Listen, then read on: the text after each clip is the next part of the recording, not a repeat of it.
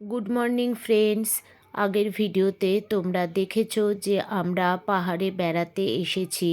তো যারা আমার চ্যানেলে নতুন তারা অবশ্যই আমাদের রানাঘাট থেকে শিলিগুড়ির জার্নিটা চ্যানেলে গিয়ে দেখে নিও। আশা করি তোমাদের প্রত্যেকের ভালো লাগবে।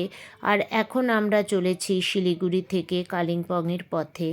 আমরা কালিম্পংয়ে আমাদের হোটেল প্যারাডাইসোতে চলে এসেছি। আর কিছুক্ষণ আগেই আমরা এসে হোটেলে পৌঁছেছি। এই হচ্ছে আমাদের হোটেল প্যারাডিসো। আর এটা হচ্ছে হোটেলের ব্যালকনিটা কমন ব্যালকনি। আর এটা চেয়ার টেবিল দিয়ে খুব সুন্দর করে সাজানো। আর এই দেখো আমাদের হোটেলের ব্যালকনি থেকে চারপাশের ভিউটা এক কথায় কিন্তু অসাধারণ। কেউ যদি বেড়াতেও না যায়, সাইট সিইং না করে, শুধু ব্যালকনিতে বসেই কিন্তু সারা দিন কাটিয়ে দেওয়া যাবে, এত সুন্দর। এবার চলো আমাদের হোটেল রুমটা তোমাদের দেখাই। এই 103 নম্বর রুমটা হচ্ছে আমাদের। এটা হচ্ছে 4 বেডরুম।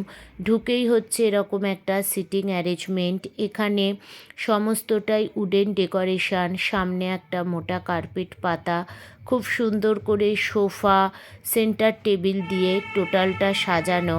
যেহেতু আমরা অনেকটা জার্নি করে এসেছি তাই যুগ মা একটু রেস্ট করছিল এখানে। আর রুমটা আমরা এসেই একটু ম্যাশ করে ফেলেছি, তাই ওগুলো একটু ইগনোর করো। এবার চলো পুরো রুমটা দেখাই। এখানে একটা সিঙ্গেল বেড রয়েছে। আর এটাই হচ্ছে রুমের মূল আকর্ষণ, ফায়ারপ্লেস। এটা দেখেই আমার এই রুমটা ভীষণ পছন্দ হয়েছিল। এই পাশে রয়েছে ডবল বেড, দু সাইডে দুটো বেড সাইড টেবিল। এখানে রয়েছে টিভি। আর এর এই পাশটাতে রয়েছে একটা ড্রেসিং টেবিল, তার সঙ্গে একটা টেবিলে চায়ের সমস্ত সরঞ্জাম দেওয়া। এবার তোমাদের ওয়াশরুমটা দেখাই। এই হচ্ছে ওয়েস্টার্ন টয়লেট, তার সঙ্গে এখানে রয়েছে একটা বেসিন আর গিজার রয়েছে। পুরো টয়লেটটাই বেশ বড় এবং অসম্ভব পরিষ্কার পরিচ্ছন্ন। বাইরে বেড়াতে এসে হোটেলের টয়লেট পরিষ্কারটা কিন্তু অবশ্যই মাস্ট, এটা আমার মনে হয়। এখন ফ্রেশ ট্রেশ হয়ে আমরা বেরোবো সাইট সিংয়ে বেরিয়েই আজকে আমাদের ফার্স্ট পয়েন্ট হচ্ছে ডেলো পাহাড়। তো এই ডেলো পার্কে আমরা চলে এসেছি। এখানে নিচে গাড়িটা পার্কিং করে তারপর আমরা এখন ওপরে এসেছি। এখান থেকে টিকিট কেটে ভেতরে যাব। ডেলো পাহাড়ে আমাদের ঢুকতে এন্ট্রি ফি দিতে হলো পার হেড 20 টাকা করে। আর পার্কিং চার্জ একদম আলাদা ছিল, পার্কিং চার্জ ছিল 50 টাকা। তো ডেলো পাহাড়ে এসে দেখলাম এখানে বিভিন্ন ধরনের অ্যাক্টিভিটি রয়েছে, ইচ্ছা করলে সবাই করতে পারে। যুগ এখানে করে নিল হর্স রাইডিং। আর পার্কটা খুব একটা বড় নয়, কিন্তু বেশ সুন্দর করে সাজানো গোছানো। আর এখানে বিভিন্ন ধরনের নতুন গাছ ফুল এগুলো দেখলাম। এইখানকার যেটা মেন আকর্ষণ সেটা হলো প্যারাগ্লাইডিং। ওই দেখো ওপরে কি সুন্দর লোকে প্যারাগ্লাইডিং করছে। এরপর যাব নেক্সট স্পটে। হ্যালো ফ্রেন্ডস, আমরা এখন পরবর্তী স্পটে চলে এসেছি। এটা হচ্ছে কালিম্পংয়ের সায়েন্স সেন্টার। তো ভেতরে ফটোগ্রাফি অ্যালাউ না, তাই ওখানে কোনো ভিডিও করতে পারিনি। তবে এখান থেকে চারপাশটা তোমাদের ঘুরে ঘুরে দেখিয়ে দিচ্ছি। কি সুন্দর দেখো চারপাশটা। আর ওই যে ওইদিকে ওগুলো দেখছো, আমাদের কলকাতায় যেমন সায়েন্স সিটি, ওর ভেতরে ওরকম সায়েন্সের বিভিন্ন প্রজেক্ট রয়েছে। আর ভেতরে প্রজেক্টারে একটা শো দেখালো ডাইনোসরের, ওটাও খুব ভালো লাগলো। আর এই দেখো পুরো পার্কটা বেশ সুন্দর করে সাজানো। আর এখানে কিন্তু অনেক জায়গাতেই দেখছি প্যারাগ্লাইডিং হয়। ওই দেখো এখানেও প্যারাগ্লাইডিং হচ্ছে। আর এটা দেখো কি দারুণ লাগছে না, পুরোটাই খুব সুন্দর। এখন আমরা চলে এসেছি পরবর্তী পয়েন্টস হনুমান টকে। ওই দেখো বজরংবলীজির মূর্তি। এখন আমাদের অনেকটা চড়াই ভেঙে ওখানে যেতে হবে। আমার তো এখানেই পরিস্থিতি কাহিল, দেখি কতদূর যেতে পারি, বজরংবলী কতদূর টানে। কি সুন্দর দেখো পাহাড়ের নাম না জানা ফুল, কি ভালো লাগছে দেখতে, তাই তোমাদের সাথেও একটু শেয়ার করলাম। এসো,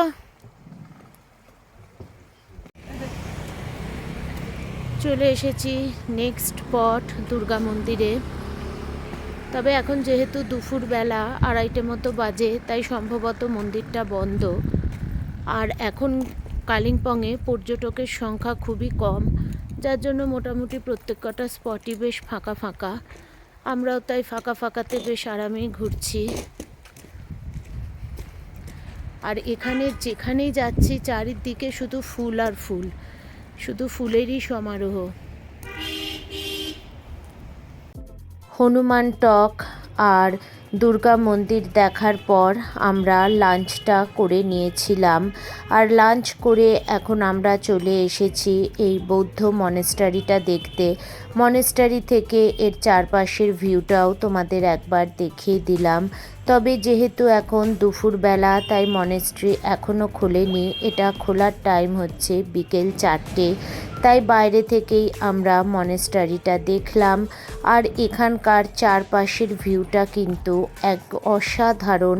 যাই হোক, এরপর আমরা চলে গেলাম কালিম্পংয়ের সব থেকে জনপ্রিয় tourist spot pine view nursery দেখতে।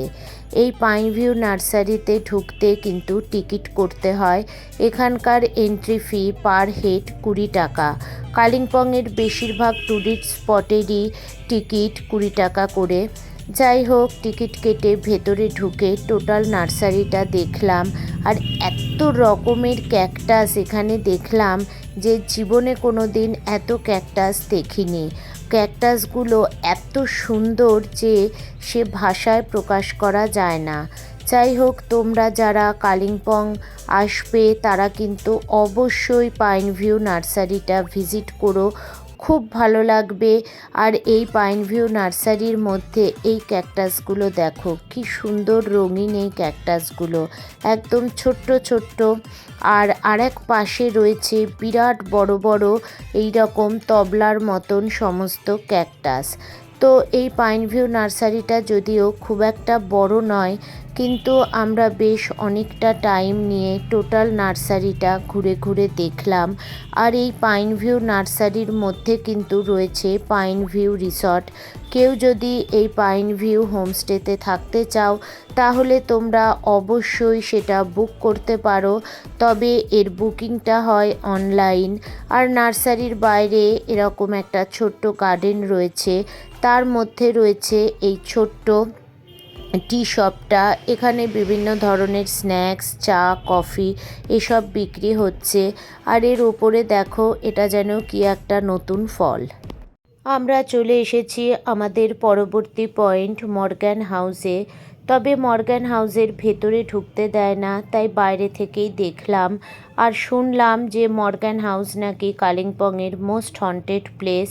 তো এরপর আমরা এখান থেকে চলে এসেছি আমাদের আজকের সাইট সিংয়ের লাস্ট স্পট এই বৌদ্ধ মনেস্ট্রিটা দেখতে।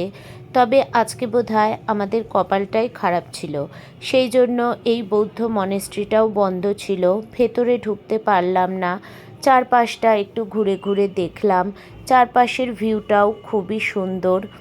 আর তোমাদের এখানে একটা কথা বলে দিই, আমরা যে গাড়ি নিয়ে সাইট সিং করেছিলাম, ছোট গাড়িতে আমাদের আজকে সাইট সিংয়ের খরচা পড়েছিল 1800 টাকা। তো আজকের মতো আমাদের টোটাল সাইট সিংটা শেষ হয়ে গেল। এবার আমরা এখান থেকে সোজা চলে যাব আমাদের হোটেলে। হোটেলে এসে ফ্রেশ ট্রেশ হয়ে এখন হোটেলের ব্যালকনিতে একটু বসলাম। আর ব্যালকনি থেকে চারপাশের ভিউটা দেখো, অসম্ভব সুন্দর। দিনের বেলা যতটা সুন্দর লাগছে, রাত্রির বেলাও ভীষণ ভালো লাগছিল ভিউটা। আর আমাদের এই হোটেলের 4 বেডরুমের ভাড়া নিয়েছিল টোটাল 2700 টাকা। এবার রুমে এসে আমরা সন্ধ্যের স্ন্যাক্সের অর্ডার করেছিলাম। স্ন্যাক্সে নিয়েছিলাম আমরা ফ্রেঞ্চ ফ্রাই আর চিকেন পাকোড়া। প্রত্যেক কটা আইটেমই অসাধারণ ছিল এবং দামও ছিল একদম রিজনেবল।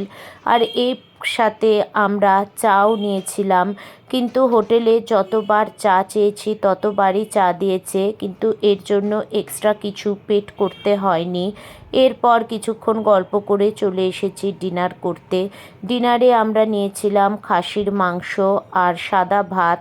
খাসির মাংস পার প্লেট পড়েছিল 280 টাকা এবং সাদা ভাত পার প্লেট পড়েছিল 60 টাকা করে। খাবারের কোয়ালিটি অসম্ভব ভালো ছিল আর কোয়ান্টিটিও ছিল খুব ভালো। আর সবথেকে ভালো হোটেলের মালিক ম্যামের ব্যবহার, প্রত্যেক কটা স্টাফের ব্যবহারও অসম্ভব ভালো। আমাদের হোটেল প্যারাডাইসও খুবই ভালো লেগেছে।